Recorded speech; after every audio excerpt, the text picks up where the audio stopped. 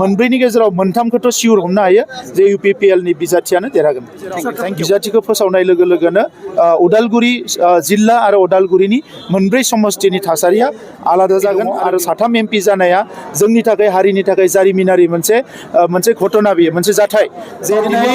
UPPL हान्जानि थाखाय जोबोद मोजां खौरां गोलाव सम बर' हारिखौ दैदेनबोनाय बर'नि मोनसे माहारि आफादाव गोलाव सम दैदेनगिरि बिबान रुजुबोनाय दिपेन बर' बिथाङा UPPL दोलोआव जइन जादों। बिथांखौ जोङो बरायदों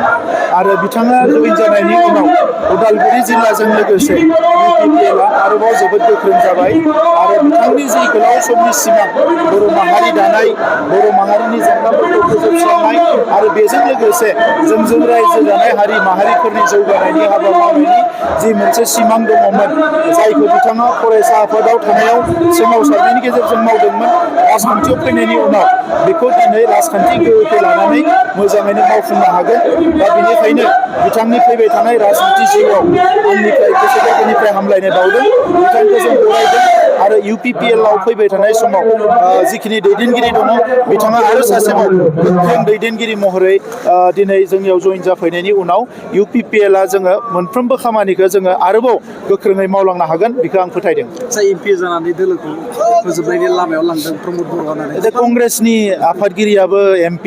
BJP नि आफादगिरियाबो स्टेटनि MP स' UPPL आवबो दिनै आफादगिरिया MP बेथ' गोदान बाथ्रा नङा बे गोसोनिसो बाथ्रा नोङो दिल्लीयाव था जेराव था जुदि गोसो दङब्ला हारिखौ सिबिनो हायो आरो गोसो गैयाब्ला सानसेमानि जुदि जौ लोंनानै बेदर जाना उन्दुबाय थाबाय थायोब्ला हारिया जौगानाय नङा। दा नंखायनो हारि सिबिनाया गावनि गोसोनिसो बाथ्रा आंहा जिहेतु थांनाय 30 बोसोरनि बारा हारियाव खामानि मावनायनि मोनसे अभिगता आं सरकारखौबो 5 बोसोर सालायबाय आरो दिनै जिहेतु जोंनि हारिया गोबां जेंना दङ जोंहा 2 MP दङ आरो 3 MP जानाया जोंनि थाखाय हारिनि थाखाय जारिमिनारि मोनसे घटना बियो मोनसे जाथाय जे दिनैसिम उदांस्रि भारतआव बर'फ्रा 3 MP मोनाखैमोन दिनै जों 3 MP मोनबाय आरो 3 MPया थांनाय बोसोर जिखिनि बाथ्रा एबा जिखिनि जोंहा मा होनो जेंनाफ्रा सुस्रांजायाखैमोन बेखौ जोङो लकसभा आरो राज्य सभायाव जयैनो गोख्रों मोनसे रल लानानै बिफाव लानानै बेखौ जाफुंसार महर होनायनि थाखाय जों खामानि मावगोन आरो हारिनि जेंनाफोरखौ सुस्रांनायनि थाखाय जों अरायबो नेशनेल प्लेटफर्मखौ जोङो इउज खालामनो थाखाय एबा इनफ्लुयेन्स खालामनो थाखाय जों नाजागोन। बिजाथिखौ माला फोजोबगोन? सानसे साननि गेजेरावनो जोङो बिजाथिखौ फोजोबगोन। नैबे जिथु बयजोंबो सावरायजानाय उदालगुरि बेयाव माबायदि बिजाथिखौ जिथु बे उदालगुरियाव दिनै दिपेन बर' बिथाङा जइन जानायनि उनाव उदालगुरिनि जोंनि मावथि दैदेनगिरिफ्रा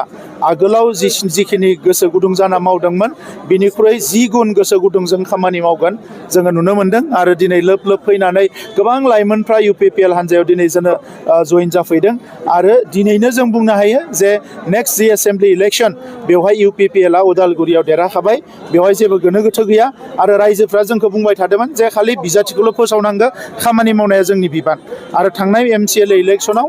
बिथांमोना BPF दोलोखौ देरहाहोनानै जोबोद गिदिर गोरोन्थि मावबाय होननानै रायजो राजाफ्रा फोरमायदों गुबुन हारिनि रायजो राजाफ्रा जोंनि हारिनि रायजो राजाफ्राबो दा नंखायनो सानसे साननैनि गेजेराव बिजाथिखौ फोसावनाय लोगो लोगोनो